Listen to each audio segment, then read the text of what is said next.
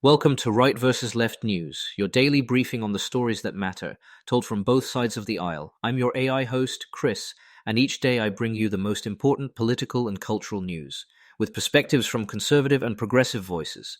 No spin, no agenda, just the facts and the opinions that shape our national conversation. Let's dive in. A quick look at what's moving this Saturday, January 31st, 2026. Washington slid into a partial shutdown just after midnight, while the House waits until Monday to vote on a Senate-passed funding package. President Trump tapped former Fed Governor Kevin Warsh to lead the Federal Reserve, a pick that sets up a Senate fight.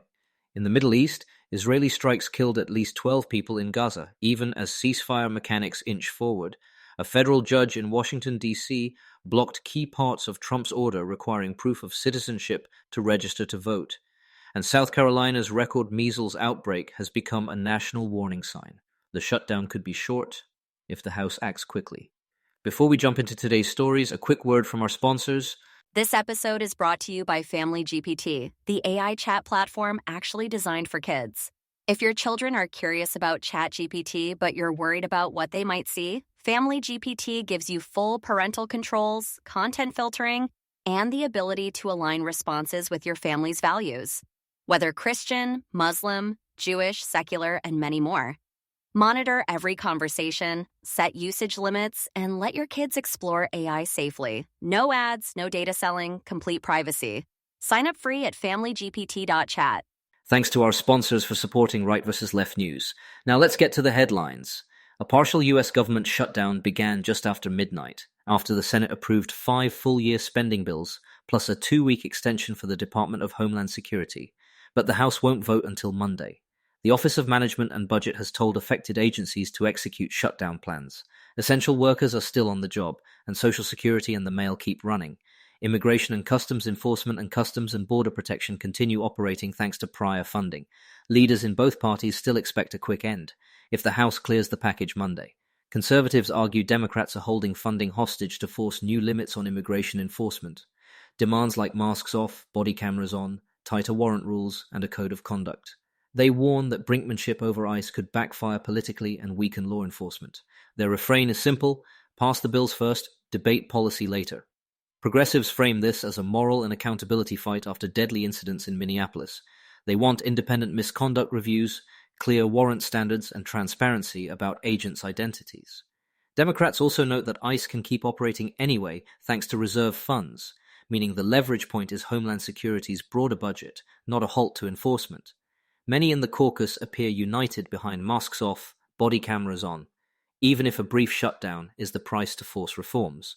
Meanwhile, President Trump nominated former Fed Governor Kevin Warsh to succeed Jerome Powell when Powell's term ends in May.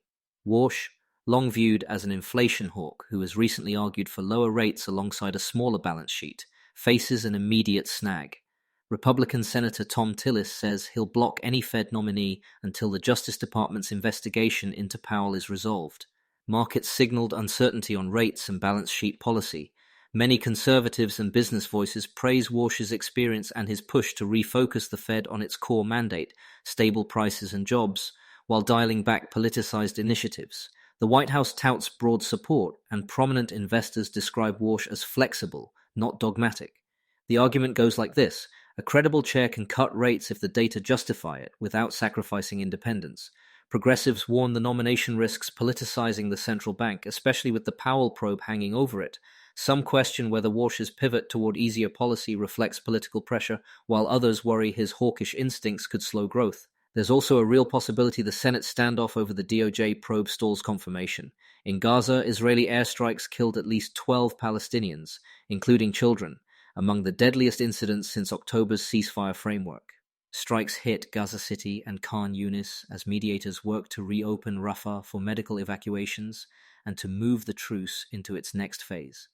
Israel's military has not publicly commented on the specific strikes. Conservative coverage emphasizes Israel's obligation to prevent Hamas from rearming and to enforce demilitarization provisions as the ceasefire phases proceed. Some reports point to targeted strikes on militants emerging from tunnels, a reminder of Israel's self-defense claims even during a truce. Progressive coverage centers the civilian toll and asks whether repeated strikes undermine the ceasefire's credibility and humanitarian relief. The child casualties loom large, and advocates warn that intermittent bombardment could collapse prisoner hostage exchanges and reconstruction plans unless there's accountability and sustained access for aid. We'll be right back with more of today's news after this brief message. This episode is brought to you by Family GPT, the AI chat platform actually designed for kids. If your children are curious about ChatGPT but you're worried about what they might see, Family GPT gives you full parental controls, content filtering, and the ability to align responses with your family's values. Whether Christian, Muslim, Jewish, secular, and many more. Monitor every conversation, set usage limits, and let your kids explore AI safely. No ads, no data selling, complete privacy. Sign up free at Family GPT Chat. Thanks again to our sponsors. Now back to the news. A federal judge in Washington, D.C. blocked additional parts of President Trump's 2025 executive order that sought proof of U.S. citizenship to register for federal elections. Judge Colleen Kolokoteli ruled that a president cannot unilaterally rewrite federal election procedures. Those limits belong to Congress and the states, and barred agencies from imposing new citizenship checks on registrants, including service members. Non-citizen voting is rare, and the ruling adds to earlier setbacks for the order. Conservatives call proof of citizenship and stricter registration checks common-sense election integrity steps with broad public support. They cite polling that favors voter ID and verification, and argue that even small numbers of illegal votes can swing close races, while federal agencies, in their view, hinder verification. Voting rights groups and many Democrats say the judge correctly reined in executive overreach and protected eligible voters, military families, naturalized citizens, and low-income Americans from burdensome paperwork hurdles. They point to data showing non-citizen voting is exceedingly rare, and argue that Congress, not the White House, sets rules for the federal form. South Carolina's measles outbreak, now topping roughly 840 cases, has triggered quarantines, hospitalizations, and spillover to other states. Nationally, more than 500 cases have been logged in January alone. Lagging vaccination rates in some communities threaten the United States' measles-free status if sustained transmission continues. The MMR vaccine, measles, mumps, and rubella, remains highly effective. Many conservative-leaning commentators back vaccination while resisting blanket mandates. Medical contributors stress the MMR vaccine's safety and the need to rebuild confidence with transparent communication, while some officials emphasize parental choice on school exclusions. Positions even some right-of-center doctors criticize during outbreaks. Progressives call for assertive public health steps, closing exposure gaps in schools, tackling misinformation, and restoring strong national vaccine guidance.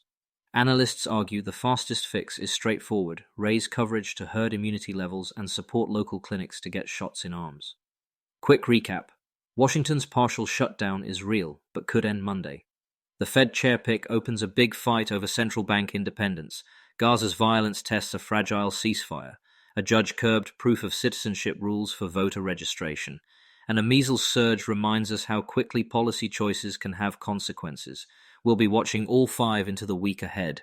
That's it for today's episode of Right vs. Left News. Remember, understanding both sides isn't about picking a team, it's about being informed. Subscribe wherever you get your podcasts and join us tomorrow for another balanced look at the day's biggest stories. Until next time, stay curious and stay informed.